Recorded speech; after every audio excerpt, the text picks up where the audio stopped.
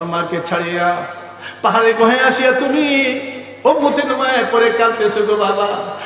সেজদা হতে মাথা উঠাও, একটু দেখো না আমি কে আসছি গো বাবা, একটু তাকাও আমার দিকে, আমি কে আসছি। বাবা কোন দুঃখে কোন কারণে আজ 3 দিন পর্যন্ত তুমি তোমার মার কাছে না বলিয়া পাহাড়ে বহে আসিয়া তুমি উম্মতের মায়া পরে কাঁদতেছো গো বাবা। আর কাঁদতে হবে না, চোখের পানিগুলি মুছে ফেলাও। আল্লাহ বলেন চোখের পানিগুলি মুছে ফেলাও। ও বাবা, আমার এই জিন্দেগিতে যতটুকু নেক কাজ করেছি সবগুলি আমি তোমার গুনাহগার উম্মতের নামে দান করে দিলাম।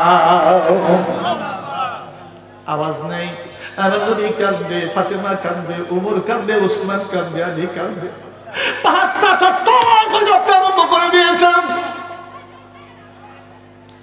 আল্লাহ পাকের আশীর্বাদ তত্ত্ব করে কাঁদতেছে। ফাতেমা চোখের পানিগুলি ফেলি ফেলি কাঁদবে, আল্লাহকে ডাকে, আল্লাহ আমার বাবার আর কত কাঁদাইবা। আজ 3 দিন পর্যন্ত বাবা না বলিয়া না খাইয়া গুনাহগার উম্মতের মায়ে পড়ে পাহাড়ে বহে আসিয়া সিজদায় পড়ে কাঁদতেছে, উম্মতি উম্মতি করে। বাবা আমার বাবার আর কাঁদাইও না, কাঁদাইও না। আল্লাহ আমার বাবার গুনাহগার উম্মতের জন্য আমি হাসান হোসেনকে তোমার রাস্তায় কুরবানি করে দিলাম। আল্লাহ পাক ডাকতে বলতেছেন, ও আমার বন্ধু, আল্লাহ বসে বলেন সেজদা হতে মাথা উঠান।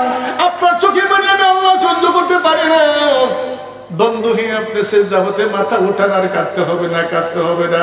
আসরের ময়দানে মুসিবতের দিনে আপনাকে জিজ্ঞেস না করে আপনার একটা গুনাহগার উম্মতকেও আমি জাহান্নামের পরে ছেড়ে দিব না।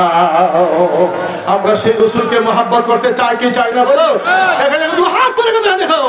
আরে তাকবীর, আরে রিসালাত, ইয়া রাসূলুল্লাহ, কুরআন সুন্নাহর আলো ঘরে ঘরে যাও। সেহেতু আমার ভাইয়েরা ওসিলা তালাশ করতে হবে। সেই জন্য আমার ভাই আব্দুল হালিম সাহেব আমি এতক্ষণ পর্যন্ত আলোচনা রেখেছি, প্রায় 1.5 ঘন্টা হয়ে গিয়েছেন।